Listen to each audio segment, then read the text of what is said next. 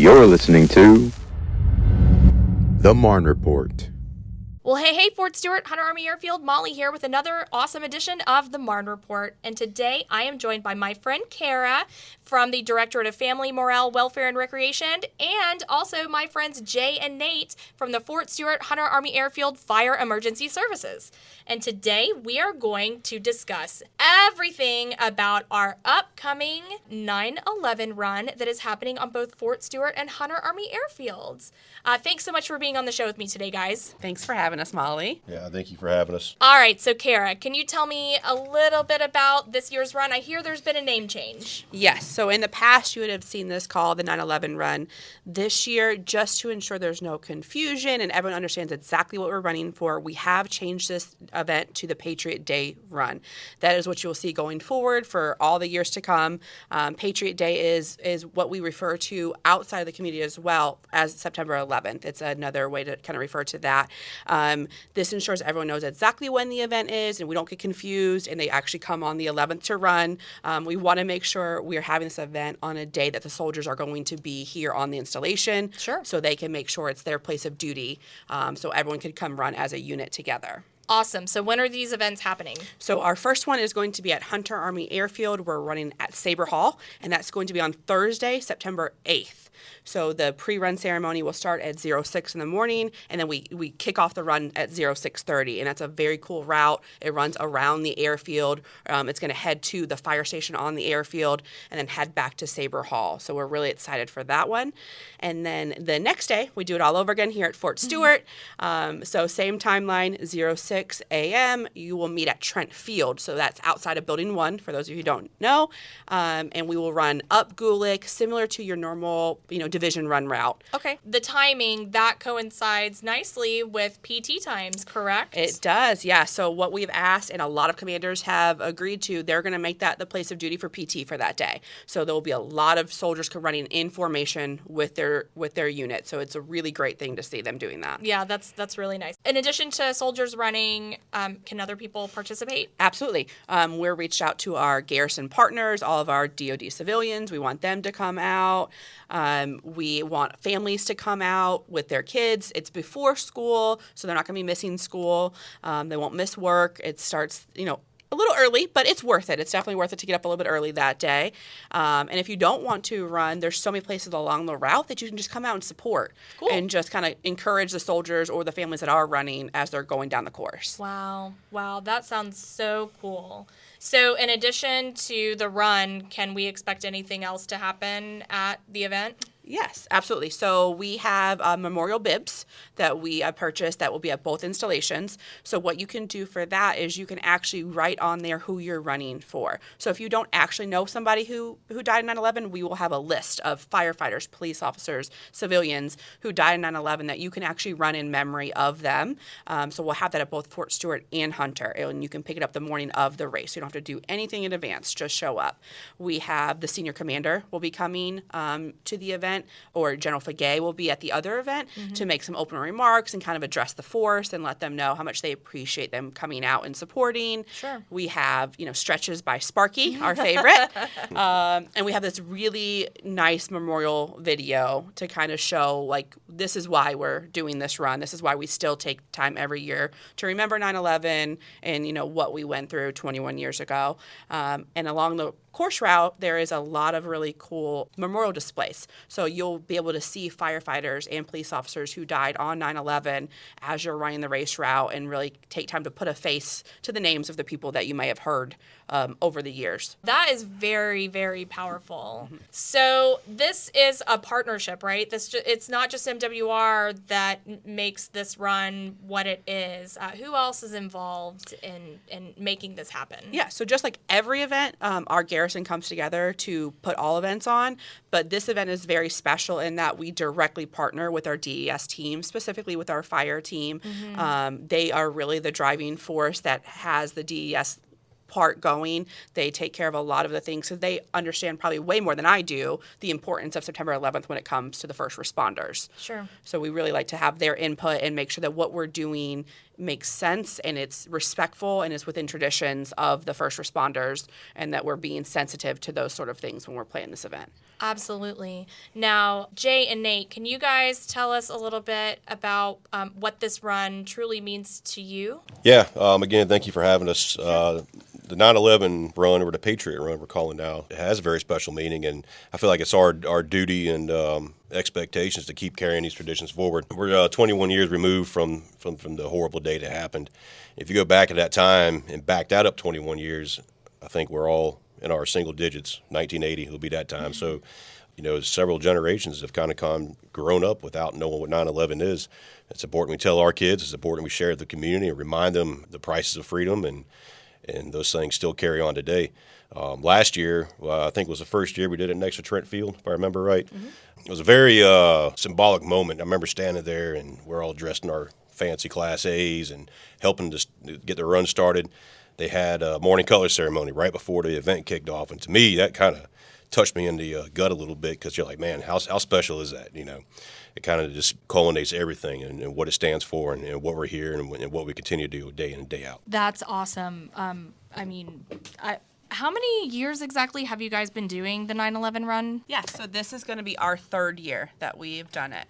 Last year, obviously with it being the 20th anniversary, we made it as big of a deal as we could. We thought that was a very a symbolic year, knowing that a lot of the soldiers that were running last year weren't even alive when September 11th happened. So this was like our way of showing them how important it is, and for them to kind of see firsthand how it affected some of the older generations that were alive and a part of that. Some of those people have direct descendants of people who were there in New York City or at the Pentagon for 9/11. So it was really good to kind of see that conversation happen, because that doesn't necessarily happen that much anymore. And we were able to foster that and allow people to really, you could see them, especially the younger soldiers, when they look at some of the memorial displays that we had, one of which was all the soldiers that have died since 9/11 just here at Fort Stewart. Yeah. So they walked through a field of flags that represented all of those soldiers. The fire department had this really amazing fire hose that they wrote down the firefighters' names of every firefighter that died in 9/11. So you really saw them take their time to look at that and respect it and appreciate it. And some of them, it wasn't as real for them as it was for us that were here and, actually remember where we were when 9/11 happened. Sure. Yeah. I remember last year's event. It was just extremely powerful. And you guys are exactly right, Nate and Kara, making sure that our younger generation is educated on the events of 9/11, 2001 is just truly important to help them understand, the state of our nation even today. So Jay, is there going to be anything else special similar to last year that you guys will again be doing this year? So there's a couple of things I'd like to highlight. This gives us there's a lot of different opportunities that are happening behind the scenes in these events, and one of those is we get to work with our mutual aid partners, which we work with daily when an emergency arises. That one of those would be Hinesville Fire. They will be out there, as they have every year. Great. With their own ladder truck, and we raise our ladder trucks. We raise the American flag simultaneously together, kind of a show of unity, and then that is the trickle-down effect. As Kara was speaking and Nate was speaking about earlier, we're really trying to bridge the gap for those people who were not necessarily 20 or 30 when 9/11 actually happened, because I still remember to this day when that happened on that fateful day, how the United States came together. Sure. Now, in the military, we're all green, right? We're all one team, one fight. But when you go from one generation to another, you can lose sight of those moments in time where that type of unity, well, it's really just something that our country needs right now. Sure. Bipartisanship, it's us as a country. And that's, again, starts with Hinesville, shows our unity with our community partners, trickles down to our young soldiers and to their leaders. Pride starts welling up. You start seeing little things that you wouldn't really notice on a normal day, but when you're there and you're standing, that's why I really want everyone to come out. Even if you're a spouse, you got your kids, wake up a little early that day, come out and just see these sights, because just seeing that camaraderie, it was just a sight to behold. So you mentioned the Hinesville Fire Department and the partnership that we'll see here on Fort Stewart. Will we see anything like that on Hunter Army Airfield as well? So currently at Hunter, we have Garden City. They're usually the fire department that comes out. But yeah, that they should be there most of the time. And if not, we will still do the same thing as we always do. Just we won't be able to raise it in unison. That's right, the main thing. Right. Understood. Well, let me ask you guys this. So, Jay, you are prior military. Nate, are you prior military as well? I am. Okay, so did the events of 9/11, did that help shape your decision to pursue the route of becoming a firefighter? So to not tell my age or anything, but I was already out of the military after 9/11 happened. Okay. But I was in paramedic school, and I was a firefighter at the time. I never really thought about getting out of it, but I think that pretty much solidified my career going forward after seeing what happened, after being overseas and seeing the turmoil against freedom in general. Mm-hmm. So yeah, I stuck with it. At the time I wasn't a DOD employee, but I came back to the DOD, kind of get back close to the military, and now it's a whole different ball game, and it's evolved to now the sense of pride that you have working with the Army, and especially the 3rd Infantry Division. It's our turn to support those guys, because those are the guys that are going out and protecting our freedoms and doing everything they can to keep us safe, keep us free. And one of our slogans in the fire service is protecting those who defend America. And I feel like it's our turn to do that. And these young guys that are out there, you walk into the headquarters building here, and it's just riddled with history from Fallujah, Baghdad, and 3rd ID doing work, taking care of evil. To me, that's a great sense of pride and a privilege to be here to protect that. How about you, Jay? My story's a little different, but I can still remember it like it was yesterday. I got out of the Marine Corps January of 2001. Couldn't find a job. Okay, I had gotten out. They basically had the certifications to be a mall cop at the time, and no offense to mall cops, but I was just I didn't have any real certifications, but I was in the security field. Well, when that happened, I remember being woken up, and long story short, I was at the recruiter's office the very next day. Yeah. So, and I feel like a lot of people in that generation did the same thing. Even people that were, couldn't join were showing up. Because I remember when I was there and we went to MEPS that following weekend, that was a full van. And you don't usually see that when you go to MEPS. And I know all of our Army listeners will be able to pick up on that. But that was a full van. We had 2 of them. And so what I did instead is seeing the bravery of those firefighters back during that time made me want to become one, really, to be honest. It was that simple. I didn't necessarily know what the threat was at the time. We just knew it was a terrorist. I knew somebody was going to get their butt kicked.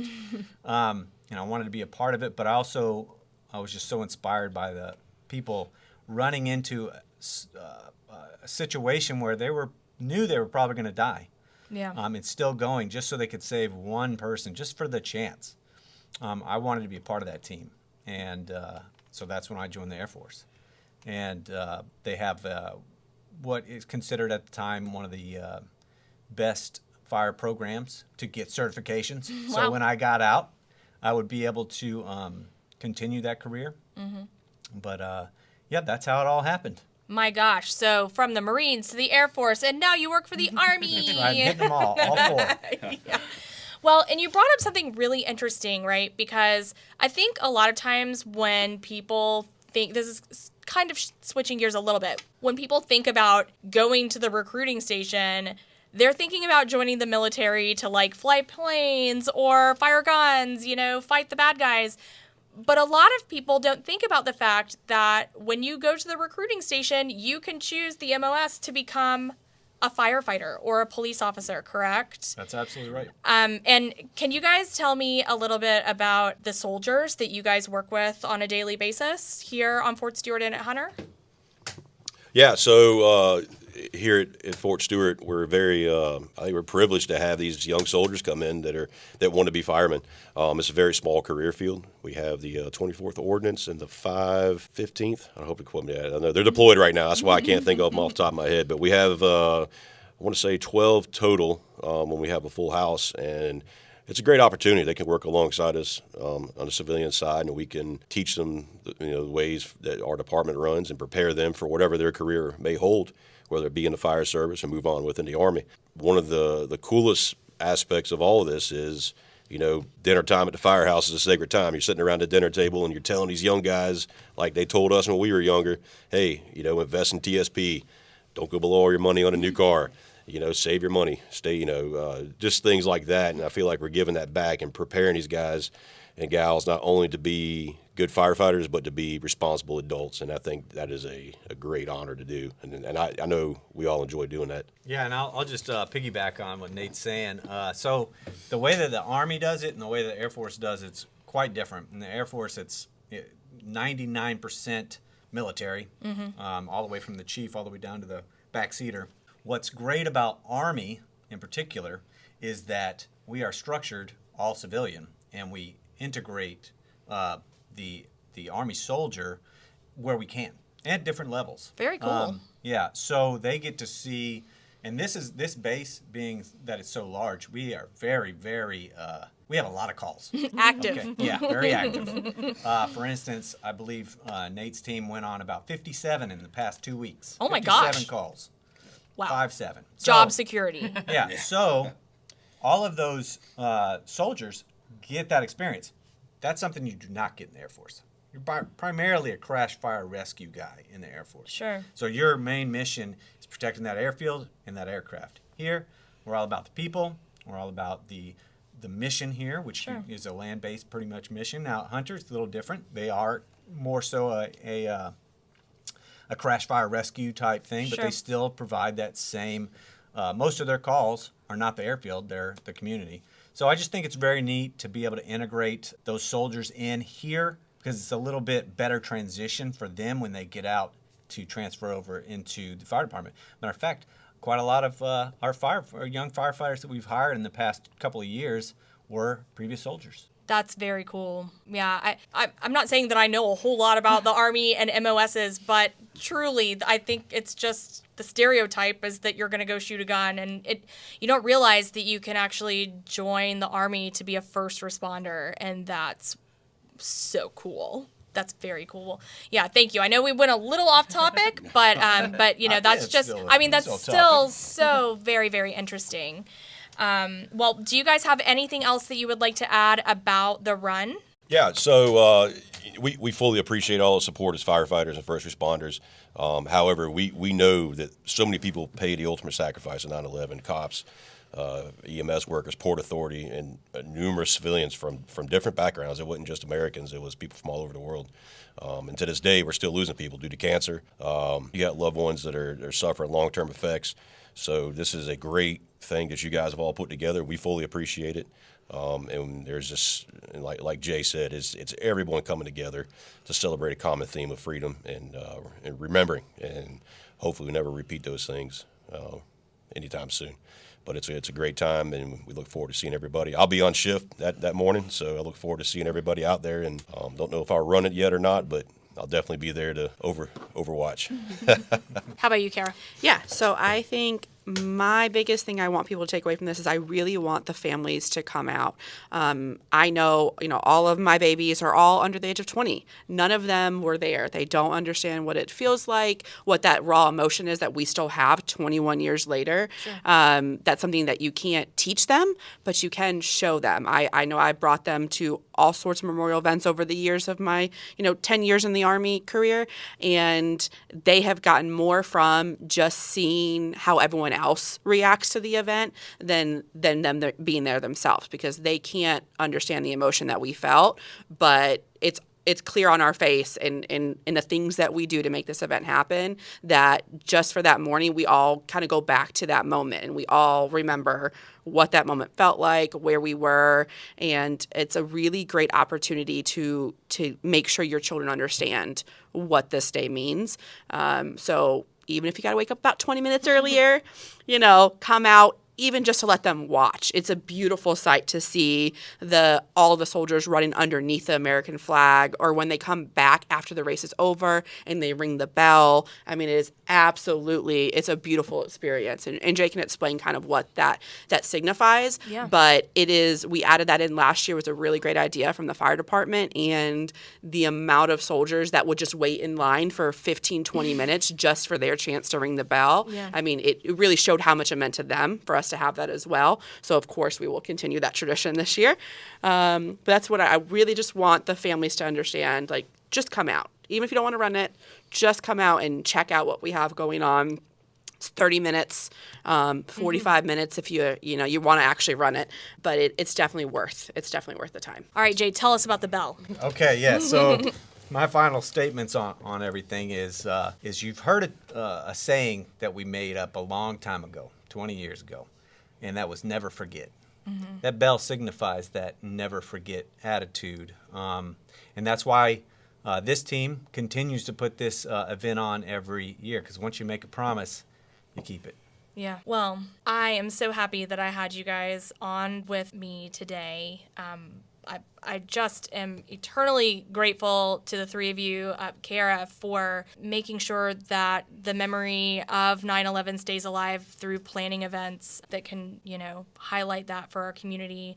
And of course, Jay and Nate, thank you so very much for your service and also for helping make this event for our community so special. You heard it, guys. You got the 8th and the 9th of September on, what day is Hunter Army Airfield? Thursday, the 8th. The 8th, and then the 9th here on Fort Stewart. Hopefully we will see everyone out at the event, either supporting or running. But I believe that's all we have for this week's edition of the Marne Report podcast. This is Molly, signing off. Are you a civilian, spouse, or family member who is interested in working for the Army? Check out the Army Fellows Program.